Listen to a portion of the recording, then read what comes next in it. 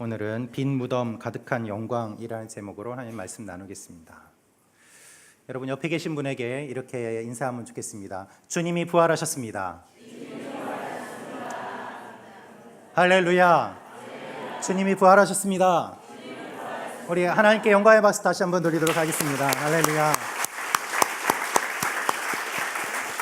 여러분, 주님의 기쁨과 주님의 능력과 주님의 은혜와 주님의 생명이 여러분에게 가득하시기를 축원합니다. 오늘 말씀은 예수님의 부활을 처음 경험한 사람들의 이야기입니다. 예수님의 부활을 가장 먼저 만난 사람들의 이야기입니다. 주님이 부활하신 그 현장에 어떤 일이 있었는가 그것을 함께 보도록 하겠습니다. 요한복음 20장 1절 말씀 우리 다시 한번 읽겠습니다. 시작.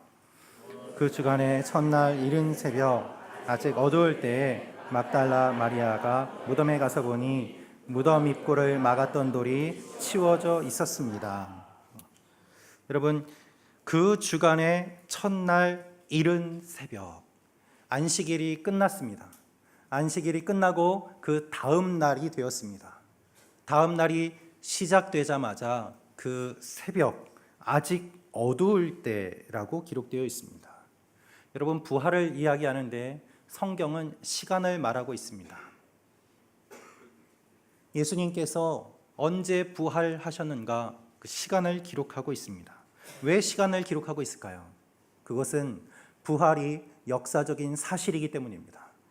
여러분, 부활은 인간이 만들어낸 이야기가 아닙니다. 부활은 환상이 아닙니다. 부활은 실제로 있었던 사건입니다. 하나님의 사건이 인간의 시간 속에서 성취된 것, 그것이 부활입니다.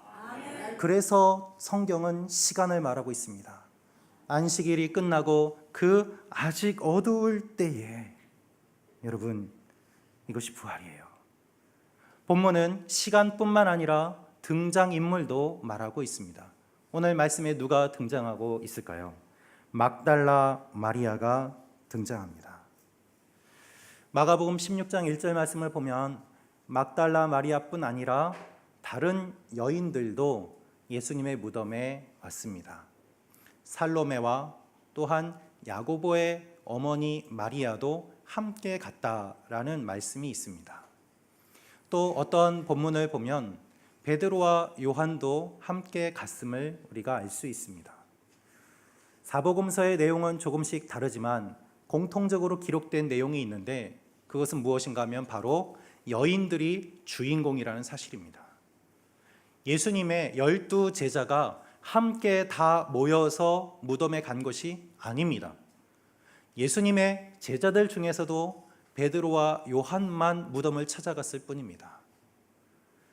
예수님의 무덤을 찾아간 주인공들은 여성들이었습니다. 이 여성들이 공통적으로 사복음서에 주님을 찾아간 첫 번째 인물로 등장하고 있는 것입니다. 여러분, 예수님 시대에 이 여성이라는 존재는 중요하지 않게 여겨졌습니다. 특별히 역사를 기록할 때에 여성들의 존재는 거의 등장하지 않습니다. 여성들은 약한 존재고 소외된 존재고 무시당하는 존재고 역사에 기록되지 않는 존재였습니다.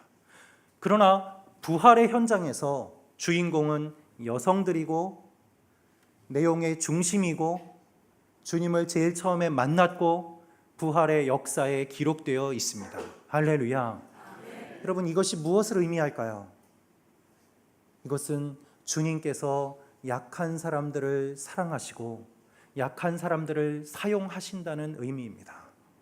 강하고 높은 사람이 아니라 연약하고 소외된 사람들, 그들이 가장 먼저 주님의 부활을 사모하고 경험하게 되는 것입니다. 무시당하는 사람, 소외되는 사람들을 주님께서 사랑하셨습니다. 살아 계실 때도 그들을 사랑하신 주님은 부활의 첫 현장에서도 가장 약한 여인들을 먼저 만나 주십니다. 주님은 무덤에서도 돌아가셔서도 가장 연약한 자들을 사랑하시는 그 사랑을 보여주고 계시는 것입니다.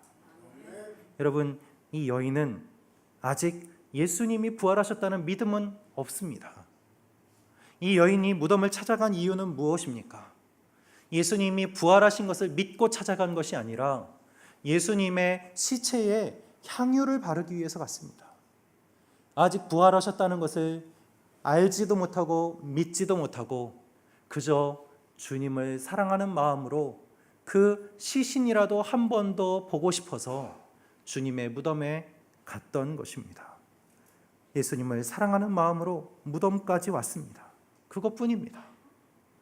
여러분, 누가 부활을 경험할 수 있습니까? 예수님을 사랑하는 사람이 부활을 경험합니다.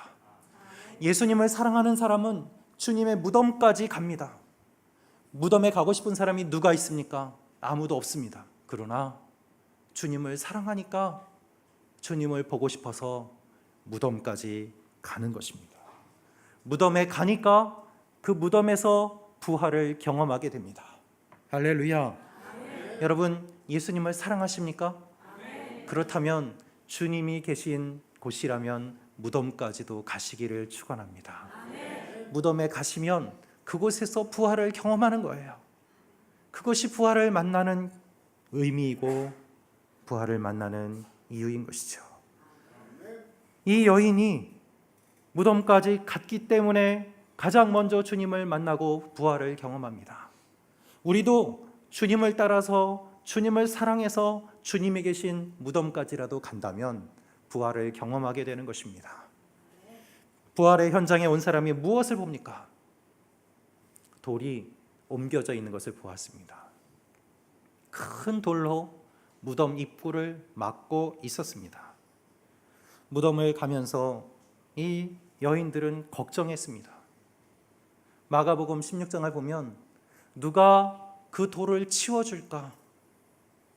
우리는 힘이 없어서 치울 수가 없는데 누가 돌을 치워줄 사람이 있을까 걱정하며 갔습니다. 예수님의 무덤을 지키는 사람들이 있었고 예수님의 무덤을 막은 큰 돌이 있었습니다. 엄중한 경비가 있었습니다. 누군가 예수님의 시체를 훔쳐가지 않을까 지키는 병사들이 있었습니다. 그런데 무덤에 와보니까 이미 돌이 치워져 있었습니다. 무덤에 와보니까 이미 입구가 열려 있었습니다. 이것이 하나님께서 하신 일입니다. 여러분, 우리의 인생에 많은 고민이 있습니다. 많은 걱정이 있습니다. 누가 이 돌을 치워줄 수 있을까? 걱정하며 무덤까지 갑니다. 그러나 무덤에 와보니 이미 돌이 치워져 있었어요. 여러분의 인생에 큰 돌이 이미 치워져 있는 줄로 믿습니다. 하나님께서 하실 줄로 믿습니다. 걱정하며 가지만 거기까지 갔을 때에 치워져 있는 것을 보고 하나님께서 하신 것을 경험하게 되는 것입니다. 여러분, 하나님이 하십니다. 할렐루야. 그것이 부활의 사건이에요. 걱정했던 모든 것이 사라집니다. 여러분의 인생에 큰 돌이 사라질 줄로 믿습니다. 하나님이 옮겨주세요. 그것이 부활이에요. 나를 막고 있는, 무덤을 막고 있는 큰 돌이 치워지는 것, 그 막혀있는 내 인생, 하나님이 내 돌을 치워주십니다. 거기에 주님이 찾아오십니다. 이 일을 보고 마리아가 놀라서 베드로와 요한에게 뛰어갑니다. 그리고 외칩니다. 누가 예수님의 시체를 훔쳐갔습니다. 우리 2절 말씀 같이 읽겠습니다. 시작.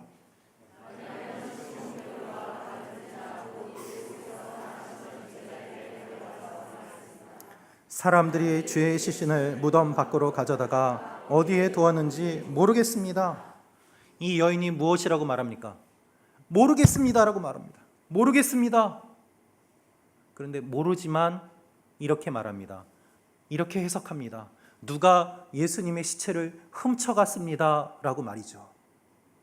모르는데 왜 이렇게 말을 할까요?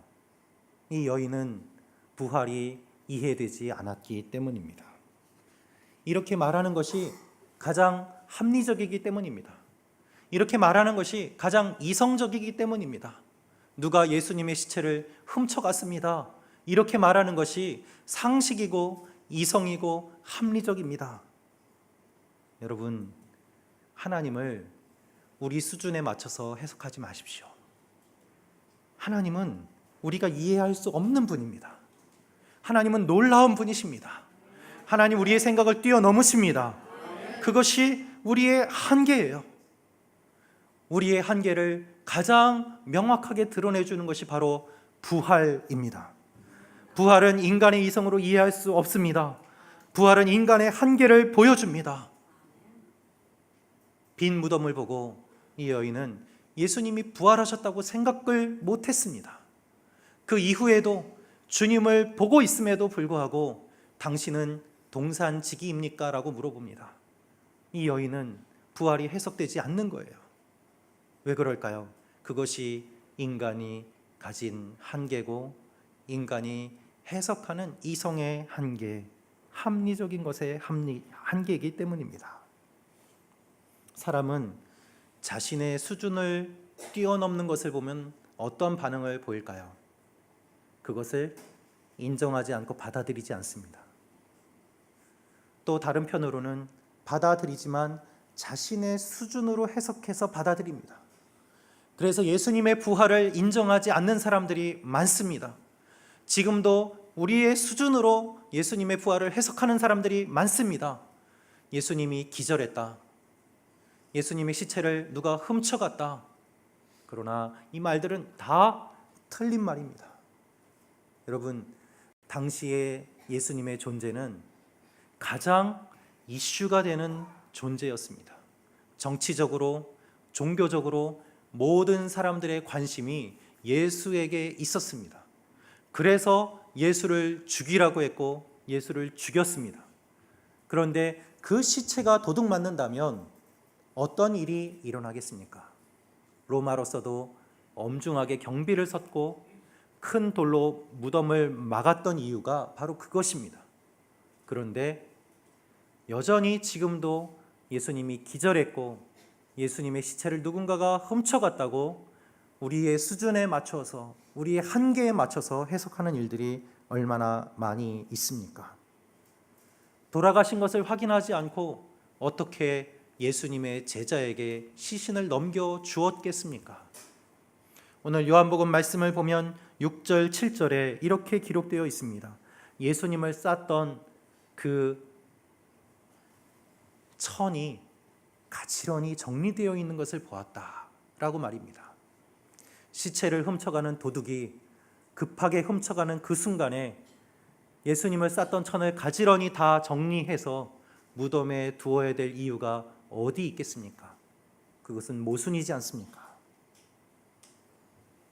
그럼에도 불구하고 이들은 여전히 예수님의 부활을 믿지 못합니다. 우리 20장 9절 말씀 같이 읽겠습니다. 시작. 20장 9절 제가 읽어드리겠습니다. 그들은 아직도 예수께서 죽은 사람 가운데서 살아나야 한다는 성경을 깨닫지 못하고 있었습니다. 이렇게 기록되어 있어요. 여인과 베드로, 요한은 빈 무덤을 봤습니다. 주님을 쌌던 수건을 봤습니다. 그럼에도 이들은 여전히 부활을 이해하지 못합니다. 보면서도 믿지 못합니다. 여러분, 믿음은 보는 것으로 생기는 것이 아닙니다. 믿음은 들음으로 생깁니다. 그것이 하나님의 말씀의 원리입니다. 수건을 보면서도, 빈 무덤을 보면서도 믿지 못해요. 예수님께서는 도마에게 보지 않고 믿는 자가 복되다고 말씀하셨습니다. 요한복음 20장 29절에 이렇게 기록되어 있습니다. 제가 읽어드리겠습니다. 우리 함께 읽겠습니다. 시작. 그러자 예수께서 도마에게 말씀하셨습니다. 너는 나를 보았기 때문에 믿느냐? 보지 않고도 믿는 사람은 복이 있다. 아멘.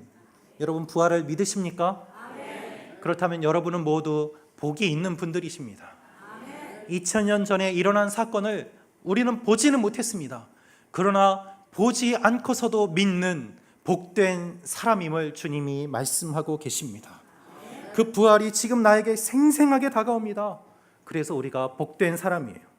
인간의 상식을 뛰어넘은 이 부활이 시간을 뛰어넘어 공간을 뛰어넘어 우리에게 생생하게 다가오는 것은 성령께서 여러분의 마음 가운데 역사하시기 때문입니다.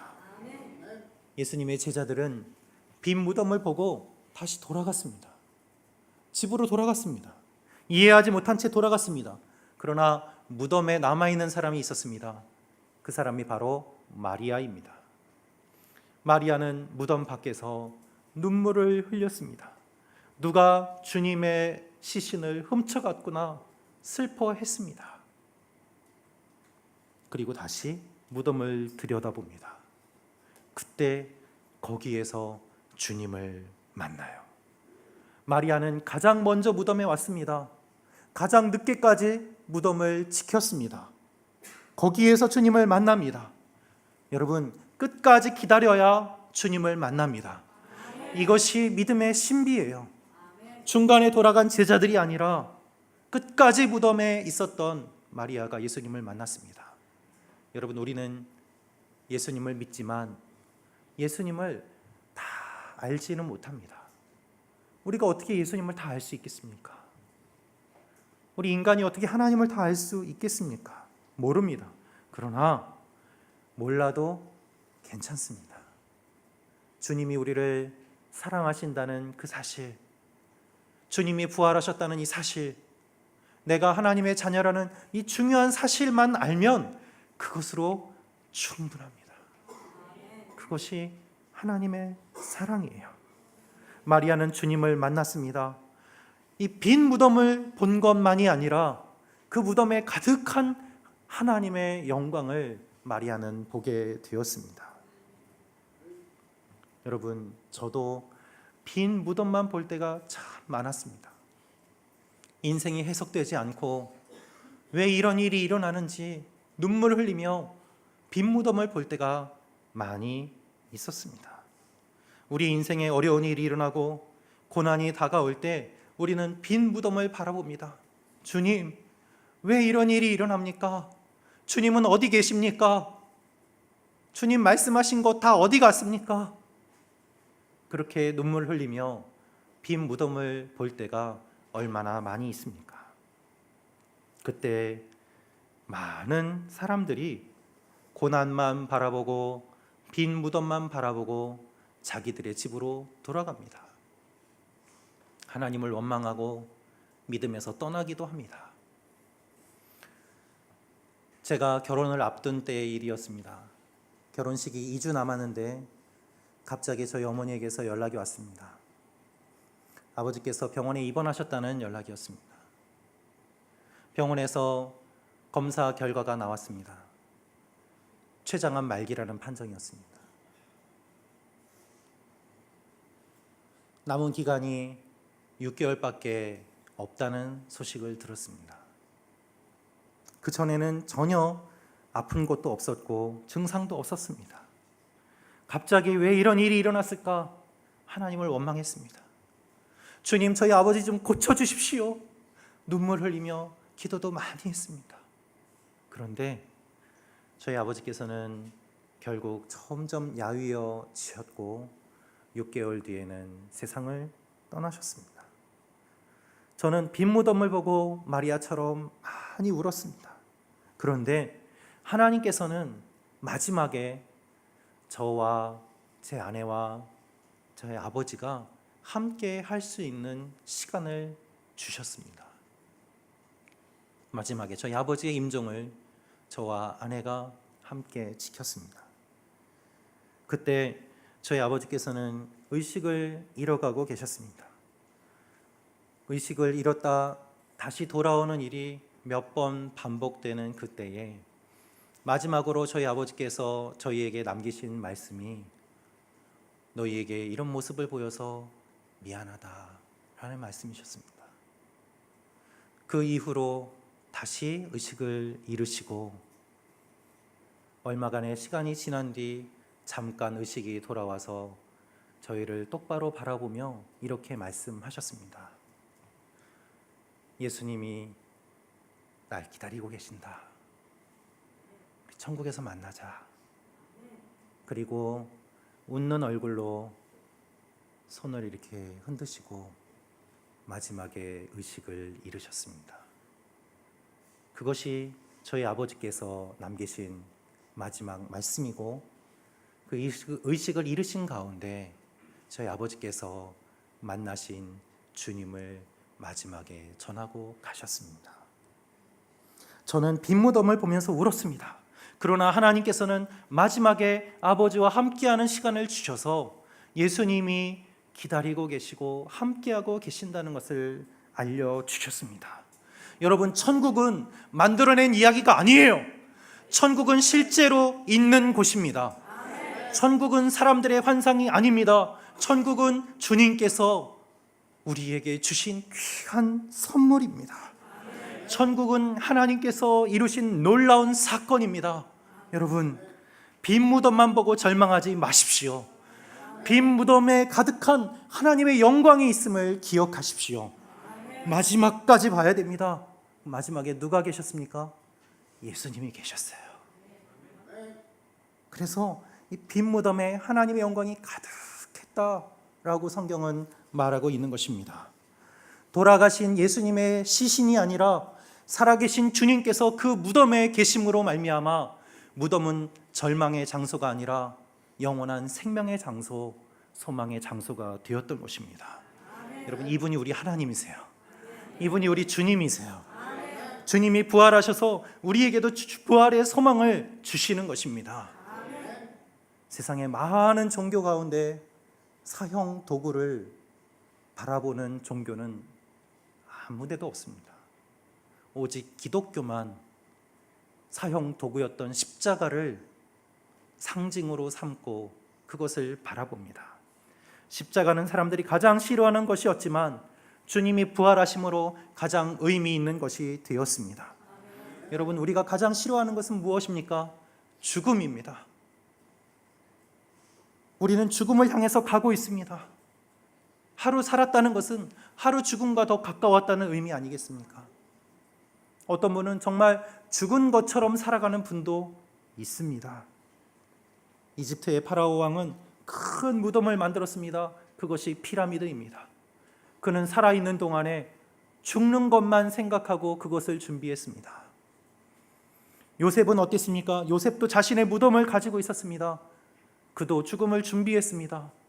그는 그 무덤을 주님께 드렸습니다. 주님이 요셉보다 먼저 그의 무덤에 들어가셔서 죽어있는 채로가 아니라 부활하셔서 살아나심으로 말미암아 요셉도 나중에 죽지만 다시 살아날 것을 미리 보여주셨습니다. 여러분, 부활은 실제로 있습니다. 우린 다시 살아납니다. 우리의 인생은 죽음으로 끝이 아닙니다.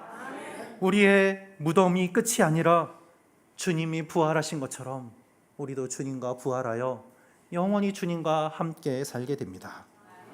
이것이 부활을 믿는 사람들의 모습입니다. 여러분의 삶에 절망이 있습니까? 포기하지 마십시오. 이제 눈물을 닦으십시오. 주님이 만나 주시고 함께 하시고 빈 무덤과 같은 나의 삶에 찾아오셔서 하나님의 가득한 영광으로 채워주십니다. 죽음으로 가득한 나의 삶은 끝나고 생명으로 가득 찬 빛이신 주님이 찾아오셔서 우리에게 영원한 소망을 주십니다. 이것이 부활의 의미입니다. 여러분, 끝까지 무덤을 지키십시오. 주님이 여러분의 삶을 지키시고 만나시고 함께하여 주십니다. 이 부활의 기쁨과 은혜가 여러분과 저에게 충만하기를 축원합니다.